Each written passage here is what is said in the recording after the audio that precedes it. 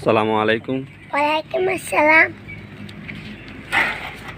আজ আমি আপনাদেরকে কবুতরের ভুল ধারণা সম্বন্ধে, কবুতরের রোগ সম্বন্ধে ভুল ধারণা অনেকের সম্বন্ধে ক্লিয়ার করতে এসেছি। অনেকে বলে অসুস্থ কবুতরের সাথে সুস্থ কবুতর রাখলে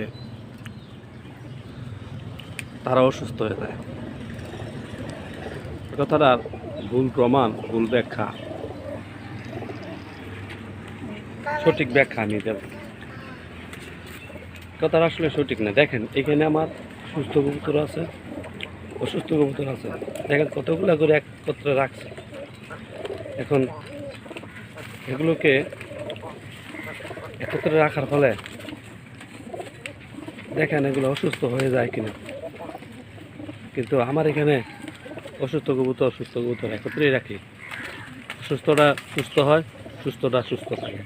কিন্তু একত্রে রাখার ফলে দেখেন আমি কতগুলো একত্রে দেখাইতেছি যে আপনারা তো বলেন যে সুস্থ কবুতরের সাথে রাখলে অসুস্থ হয়ে যায়, কিন্তু এই কথাটা ভুল। আসেন এখন প্রমাণ করে দেখাই। যখন সূর্যের তাপ ওঠে, সূর্য অত্যধিক তাপ বিকিরণ করে জমিনের মাঝে, তখন এই কবুতরগুলা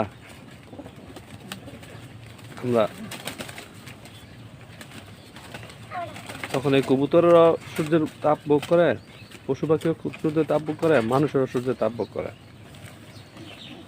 যখন গরমের দিন আসে, সূর্যের তাপমাত্রা বেশি দেয়, তখন আপনার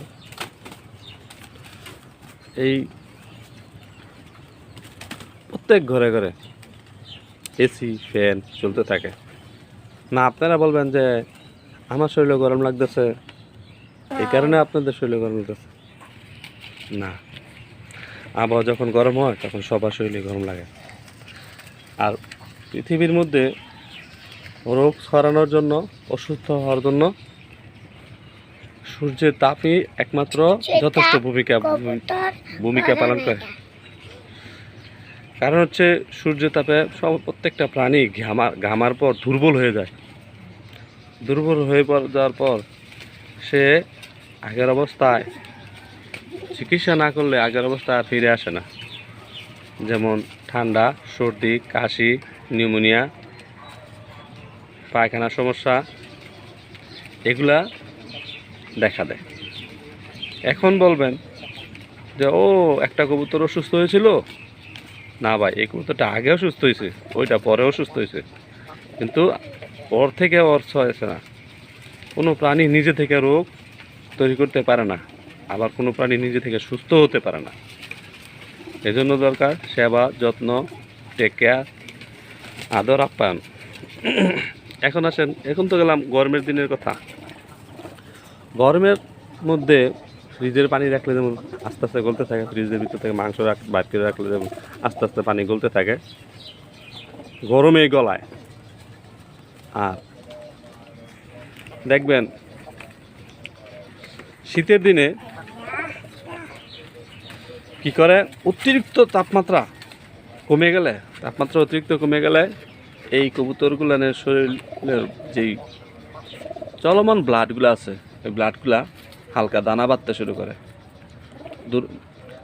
এই প্রাণীদের রক্ত যখন জমাট বেঁধে যায়, তখন প্রাণীরা শরীরে ব্যথা অনুভব করে। তখন এই রক্তগুলা জমে গিয়ে ফ্রিজের পানির মতো আস্তে আস্তে এই কোষগুলো আর চলে না, রক্তগুলো আর চলাচল করে না। রক্ত যত বেশি গরম পাবে পরিমাণ অনুযায়ী, সেই পরিমাণ অনুযায়ী রক্তনালা দিয়ে, চুলের মতো ছিদ্র পথ দিয়ে রক্তনালা দিয়ে রক্তগুলা চলাচল করে, প্রবাহিত হয়। কিন্তু এই রক্ত যখন জমে যায় তখন আর চলে না, চলাচল করে না। চলাচল না করার ফলে রক্তগুলা দানা বেঁধে যায়। দানা বেঁধে যাওয়ার ফলে এই দানাগুলা ভিতরে থেকে পানি ছেড়ে দেয়।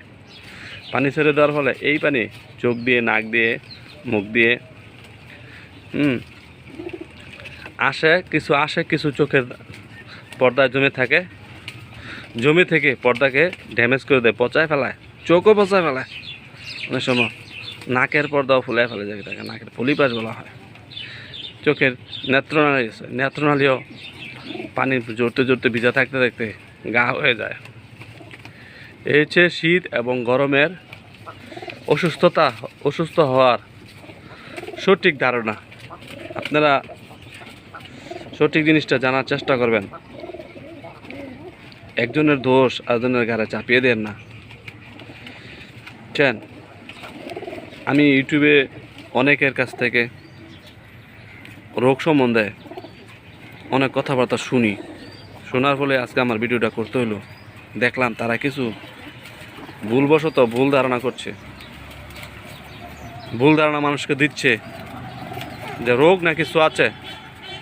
দেখবেন গরমের দিনে একটা ফার্মের মুরগির কথাই বলি, একটা মুরগি মারা গেছে, ব্রয়লার মুরগি, কিছুক্ষণ পর আরেকটা মারা গেছে, কিছুক্ষণ আর 10টা মারা গেছে, কিছুক্ষণ 15টা মারা গেছে। আপনারা তো বলবেন শো আছে, তাই না? কিন্তু না ভাই, প্রচুর গরমের কারণে হিট স্ট্রোক করেছে। মানে গরমে তার কলকবজা পার্টনা সব গুইলিয়া পুইরিয়া নষ্ট হয়ে গেছে। আচ্ছা বুঝেন এখন কীভাবে গলে পুড়ে নষ্ট হয়ে গেলো, স্ট্রোক করলো? একটা আলু গরম পানির মধ্যে দিলে যেমন 10 মিনিট সিদ্ধ করলে যেমন সিদ্ধ হয়ে যায়, বাইরে থেকে আলুটা ভালোই দেখা যায়।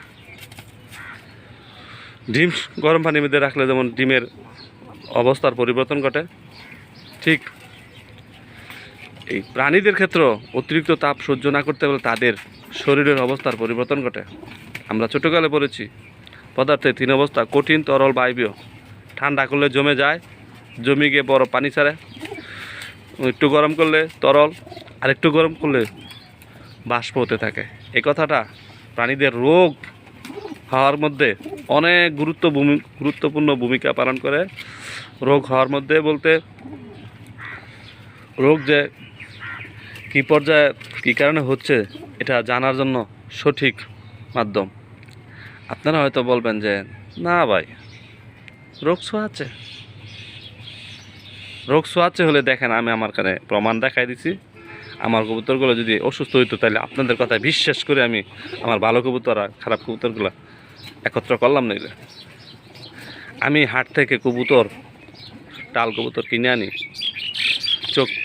চোখ নাই, ঠোঁট নাই, পা নাই, এরকম পায়খানা করতে করতে কোমর ব্যাকা হয়ে গেছে, জ্বরাও বাড়িয়ে গেছে কবুতরের পায়রির, এরকম কবুতর কিনে আনি, আইনে এখানে ট্রিটমেন্ট দেয়। আমার কবুতর আসলে শখের বসে পালানো হয়। আমার কবুতর এখানে কবুতরের হসপিটাল খুলছি, কবুতরের চিকিৎসা করি। সেই জন্য আমার সাহস একটু আপনাদের থেকে ভিন্ন। আমি আপনাদের মতো ভীতু নই। এই কবুতর অসুস্থ কবুতর আনলে, হাট থেকে একটা অসুস্থ কবুতর আইছে, সবগুলো কবুতর আমার মার কাছে আসেন না ভাই। তখন আপনার পরিবেশে হয়তো শীত ছিল, হয়তো গরম ছিল, দুইটা একটা ছিল। হয়তো অতিরিক্ত বাতাস আপনার কবুতরে জমায়েত হয়ে গেছে, না অতিরিক্ত গরম আপনার কবুতরে জমায়েত হয়ে গেছে, এই দুইটা একটা। আসসালামু আলাইকুম।